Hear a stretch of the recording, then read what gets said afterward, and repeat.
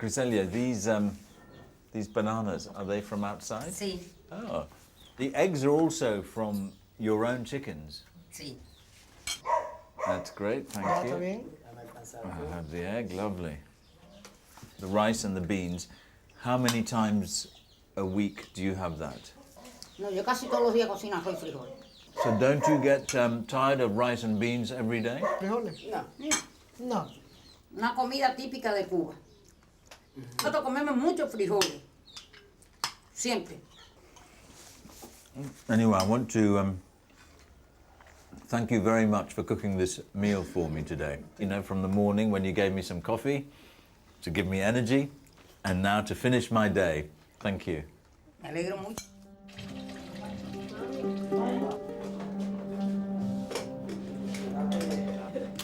Griselia's making one of her coffees for me. It gives me a chance to talk about the food that I've had, well, all day. And what was nice about this evening was that the fried bananas came from the tree here, the eggs came from the chickens that are being reared in the garden. And that felt great, actually, to be eating something produced by the family. The downside, without any question, is that it was exactly the same as I had for lunch. There were the beans and the rice, and there's no meat. And listening to Griselia and her family, that goes on week after week. Now, the reason they do it is because they have to do it. Cuba had to change. It had to change its diet because suddenly they had to produce things without oil. Now, some people say that back home in Britain, we might face a shock a bit like that. But the idea that we'd be able to change our way of living, change our way of eating, like families here, well, I can't really see that. I think it would be a terrible shock to the system.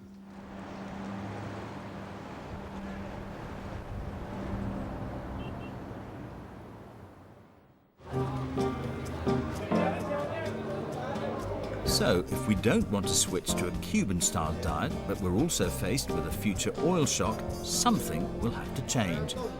We might have to find new ways to grow food that are less dependent on oil. Again, maybe we can learn some lessons from the Cuban experience.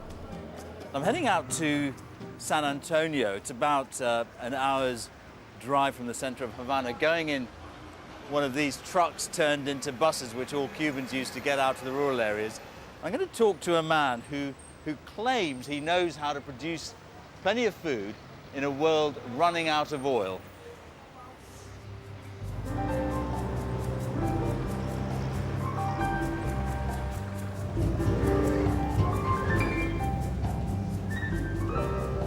For generations, the countryside out there was devoted to one thing and one thing only, and that was to produce crops for export, sugar mainly. Now there are people who are saying that whole situation's got to be reversed.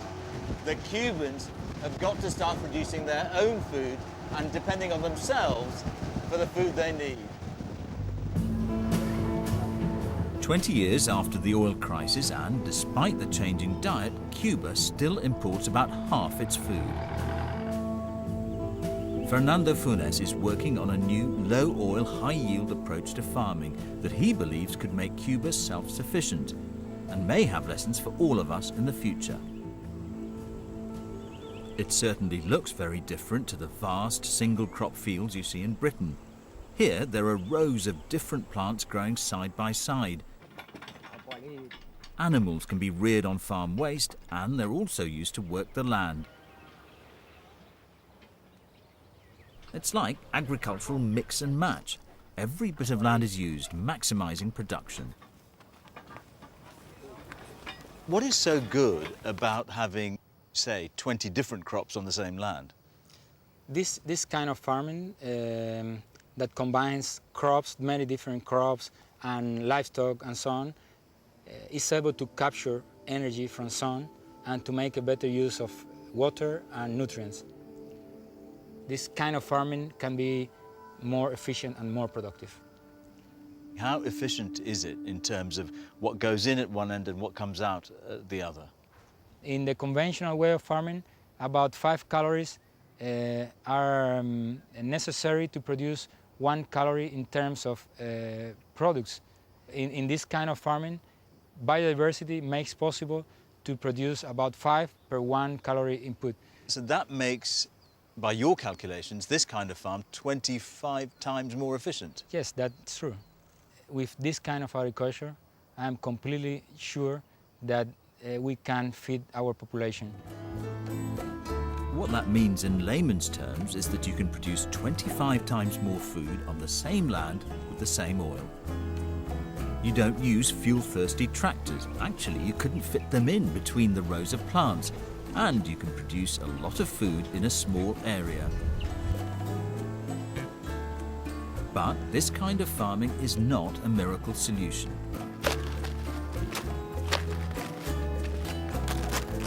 You need many more farm labourers.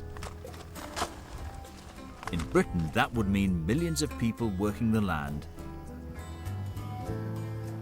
And it would also push up the price of food dramatically. So why would we in this country even consider such a radical transformation? See, Fernando, I can see why Cuba had to change, because it's a poor country and it ran out of cheap oil. But what about a place like Britain? Why should Britain change? Well, do you have oil forever? It takes a leap of imagination, doesn't it, to go from what I've seen here, the Cuban experience, to something we'd recognise back home in Britain. But the fact is, our farming is intensive and our farming is heavily dependent on oil. And sometime it'll run out for us too. And we're going to have to find our own solution to that challenge.